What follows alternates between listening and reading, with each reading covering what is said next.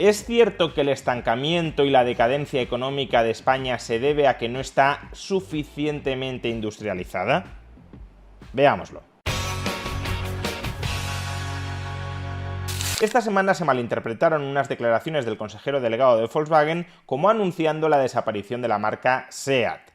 Finalmente, el propio consejero delegado ha matizado esas palabras y ha aclarado que no se refería a enterrar, a suprimir, a hacer desaparecer la marca SEAT, sino a reorientar la estrategia de SEAT para que se coloque, para que conquiste otros mercados. En todo caso, nada más nos enteramos de la posible desaparición de la marca SEAT, fueron muchos quienes en España tomaron esa desaparición como un símbolo del ocaso económico de España. Básicamente lo que argumentaban muchas de estas personas es que SEAT, la principal, la más importante marca automovilística nacida en España, simbolizaba el proceso de industrialización de España que permitió al país desarrollarse y que permitió el florecimiento de una importante clase media nacional.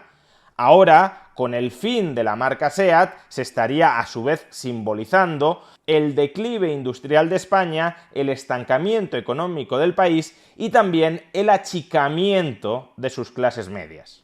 Esta narrativa, la idea de que España se está desindustrializando, a diferencia de otras potencias económicas internacionales, y que esta desindustrialización está condenando al país al estancamiento económico y al achicamiento de sus clases medias, es una narrativa muy problemática. No porque España no tenga muy serios problemas económicos, sino porque, como ahora veremos, esos problemas económicos no tienen por qué nacer de su desindustrialización. Primero, no es cierto que solo España se esté desindustrializando en el sentido de que su industria vaya perdiendo peso dentro de su Producto Interior Bruto. Como podemos ver en este gráfico, el peso de la industria manufacturera sobre el PIB de España ha pasado en los últimos 30 años de aproximadamente el 16,3% al actual 11,6%. Pero esta no es una tendencia que se dé únicamente en nuestro país.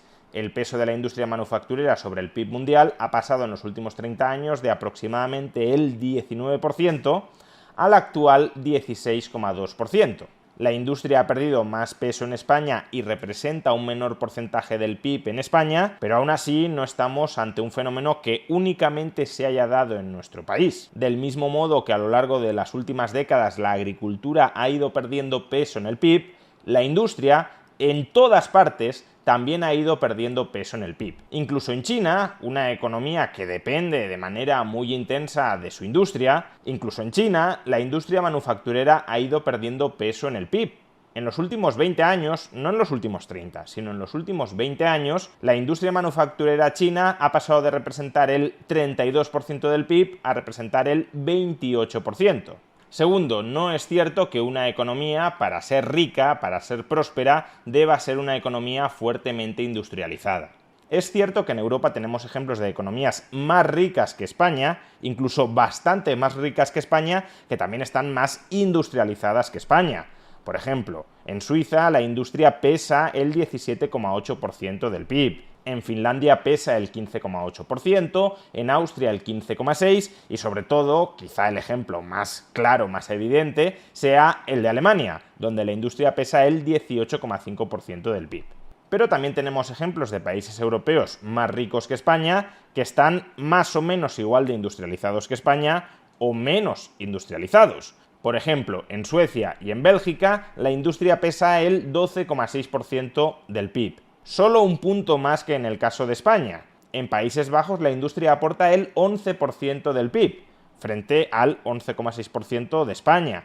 En Dinamarca la industria aporta el 10,9% del PIB y en Reino Unido el 8,4%.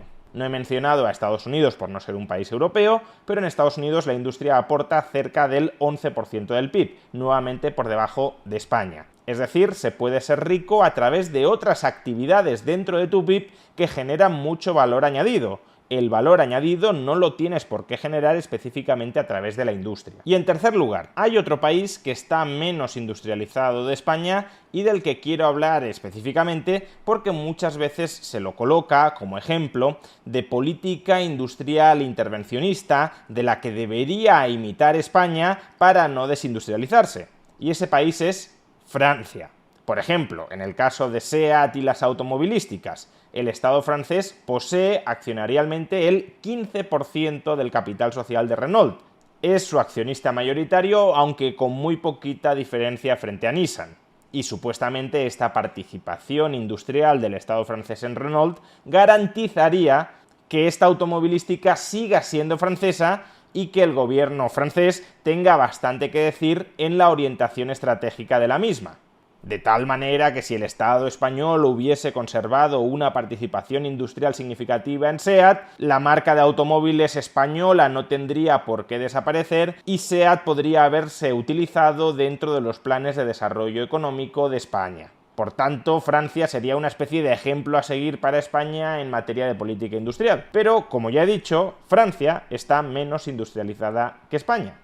La industria manufacturera francesa pesa el 9,3% de su PIB, frente al 11,6% de España. No solo eso, uno podría decir, sí, la industria francesa pesa menos en el PIB de Francia que la industria española en el PIB de España, pero es que el PIB de Francia es mucho mayor que el PIB de España. Por tanto, Francia tiene más industria que España. Pero claro, Francia también tiene más habitantes que España. Por tanto, este argumento en todo caso podría ser relevante en términos de valor añadido industrial por habitante, de PIB industrial por habitante. ¿Tiene Francia más industria por habitante que España? Pues tampoco. El PIB de Francia en paridad de poder adquisitivo, es decir, corrigiendo por los diferenciales de precios entre países, fue el año pasado de 55.500 dólares internacionales, mientras que el PIB per cápita de España en paridad de poder adquisitivo fue el año pasado de 45.825 dólares internacionales. Pues bien, si la industria francesa aporta el 9,3% de su PIB, eso significa que la industria francesa también aporta el 9,3% de su renta per cápita, y el 9,3% de 55.500 dólares internacionales son 5.160 dólares internacionales. Dicho de otra manera, en términos promedio, la industria SITA en Francia explica alrededor de 5.150 dólares internacionales de la renta de los residentes en Francia. En cambio, en el caso de España, el 11,6% de 45.825 dólares internacionales son 5.315 dólares internacionales. Es decir, que la industria española genera más renta per cápita por habitante que la industria francesa. Con lo anterior no pretendo afirmar que un país no pueda desarrollarse y no pueda convertirse en un país muy rico gracias a su industria. Hay países que son muy ricos porque tienen una industria muy potente, pero también hay países que son muy ricos sin necesidad de tener una industria muy potente. La clave no es necesariamente industrializarse de manera indefinida y de manera creciente. La clave es incrementar continuadamente la productividad del sistema económico, es decir, generar más valor añadido por recurso utilizado. Y ese incremento de la productividad lo podemos experimentar en la agricultura, en la industria o en los servicios. De hecho, a día de hoy es muy común que haya países ricos porque generan mucho valor añadido a través de los servicios. Muchas personas caen en el error de extrapolar tendencias históricas.